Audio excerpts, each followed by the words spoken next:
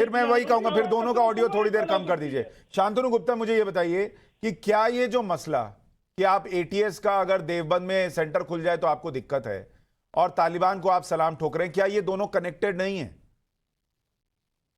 बिल्कुल कनेक्टेड है। जब आर्मी का कोई बेस बनता है तो वो जगह जगह पे बनता है। वो जरूरी नहीं है कि देवबंद को देख के बनाया गया। वो अलग बात है कि जो तालिबान की फिलॉसफी है वो देवबंद से मिलती है बहुत ज्यादा, वो अलग बात है। लेकिन वैसे बहुत जगह बेस बनाए जाते हैं, लेकिन एक ही समय में आप तालिबान का ता भी नहीं बोलते हैं और एटीएस जो देश की सुरक्षा फोर्स है उसके उसके अगेंस्ट में जाते हैं। और अखिलेश यादव की प्रेस कॉन्फ्रेंस मुझे याद है, जब यूपी एटीएस ने 2 आतंकवादियों को पकड़ा तो उन्होंने यूपी पुलिस पे मुझे बिलीव नहीं है। और 2012 के अपने मैनिफेस्टो में 2012 के मैनिफेस्टो में अखिलेश यादव ने लिखा कि मैं टेरर अक्यूज को छोड़ दूंगा। उन्होंने ट्राई भी करा, वो तो हाई कोर्ट ने रोक दिया उनको। तो ये ऐसा नहीं है कि ये जो शफीकुर रहमान ने बोला एकदम से बोल दिया, वो अखिलेश यादव से फ्लो के यार ये मानसिकता कि मुझे टेरर अक्यूज को बचाना है, सबको बचाना है, बस मेरा मुस्लिम वोट बैंक सुरक्षित रहे। लेकिन मुझे दुख इस बात का है कि मेरा जो मुस्लिम भाई है भारत का, उत्तर प्रदेश का, वो इनके विरुद्ध क्यों नहीं आ रहा है? उनके लिए तालिबान हीरो कैसे बना पड़ा है? वो ज्यादा चिंता की बात है कि क्या ये सारे मुसलमानों को रिप्रेजेंट कर रहे हैं तो मेरी बहुत चिंता की बात है सुशांत भाई मेरी। आसिफ सोहेल साहब, अगर देश में कहीं भी एटीएस का सेंटर खुल सकता है तो देवबंद में क्यों नहीं खुल सकता? नहीं, बिल्कुल खुलना चाहिए। देखिए, मुल्क की हिफाजत पहले आज होती है। देवबंद में भी खुलना चाहिए, नागपुर में भी खुलना चाहिए, हर जगह पे खुलना चाहिए। सिर्फ एक जगह देवबंद में खोलकर आप ये बताना चाह रहे हैं कि सिर्फ वहां पे लोग हैं? हर जगह पे खोलिए आप। नागपुर में भी एक आपका सर, सेंटर यूपी में 10 जिलों में खुल रहा है। बहुत नहीं, बहुत वेलकम कर रहा हूं मैं। ये अच्छा मूव है। भारत सरकार को चाहिए हर जगह पे एक एटीएस सेंटर हो और इसके अंदर जो सही, जो लोग गलत है उनको पकड़ कर लाए, ना बल्कि एक मजहब के लोगों को पकड़ कर लाकर जो सो चूल्ही पे चढ़ाए। आप जो है जेल में रहकर बाइज्जत बरी होकर आए हैं। आप आतंकवादी बताए, उनके खानदान तबाह हो चुके हैं। हमने देखा है उनका दर्द, चाहे वो मुसलमान हो चाहे हिंदू हो। जो थे लोग, ना दोनों धर्म के सर, कि हर दोनों धर्म के थे ना सर। लोग दोनों के धर्म के लोगों को किया गया है।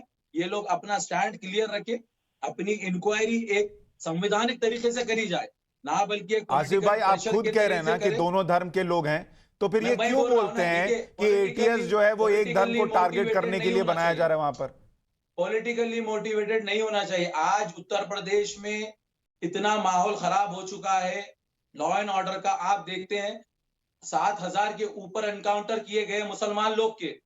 आप अब तक वेट भी नहीं करे उनका कोर्ट के अंदर जब केस चल रहा है। आपको किसने इजाजत दी? 7,500 के ऊपर ऑन रिकॉर्ड एनकाउंटर किए गए हैं। अभी वो प्रेम शुक्ला जी, क्यों सरकार को लगा देवबंद में एटीएस का सेंटर होना चाहिए?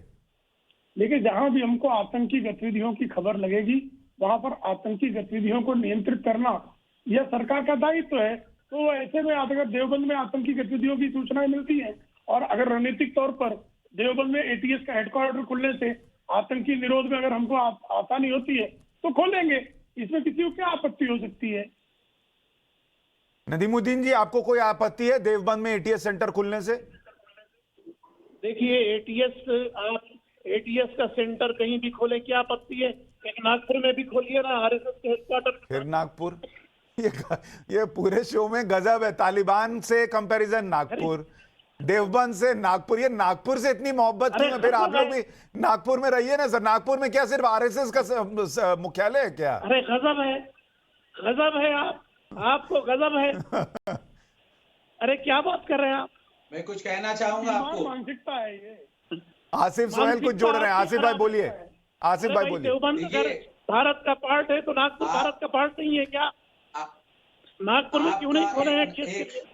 एक मिनट रुक जाइए मौलाना साहब। आपका एक नेशनल चैनल है, उसके एथिक्स रखते हुए आप नेक्स्ट टाइम डिबेट के ऊपर बुलाइए, एक हेल्दी डिबेट रखिए।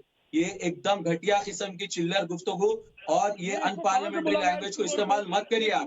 मैं बोल रहा हूँ, मैं आपको, समझ रहे हैं आप? सर, मैंने दोनों लोगों को, जिन ने इस्तेमाल किया, दोनों को ये बोला कि आप नहीं बोलिए।